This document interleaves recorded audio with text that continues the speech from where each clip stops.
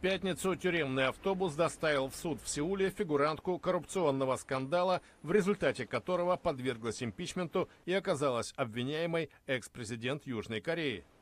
Чхве Сон Силь, подруга и доверенное лицо бывшей главы государства, приехала, чтобы выслушать приговор – 3 года тюрьмы. Это вердикт по первому из целого ряда обвинений в злоупотреблениях властью. Прокуратура просила для Чхве Сон Силь 7 лет за использование связей с тогдашним президентом, чтобы устроить в университет дочь Чон Юра.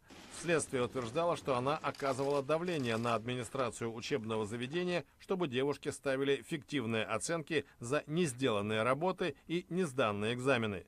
Чон Юра, которая занималась конным спортом, в начале года была арестована в Дании и выслана в Южную Корею. На родине она хотя и находится под подозрением, но остается на свободе. Чон говорит, что ничего не знает о действиях матери и ее подруги. Южнокорейская юстиция обвиняет Чхве в том, что она с ведома экс-президента получала взятки от крупных компаний, включая Samsung, Hyundai и Lotte. Ее подозревают в получении секретных данных, правке речей Пак Кын Хе, коррупции и других правонарушениях. Суды по этим пунктам – дело будущего. Пак Кын Хе подверглась импичменту в конце прошлого года после серии массовых протестов. В марте Конституционный суд поддержал ее отстранение от власти, после чего она была арестована и помещена под стражу.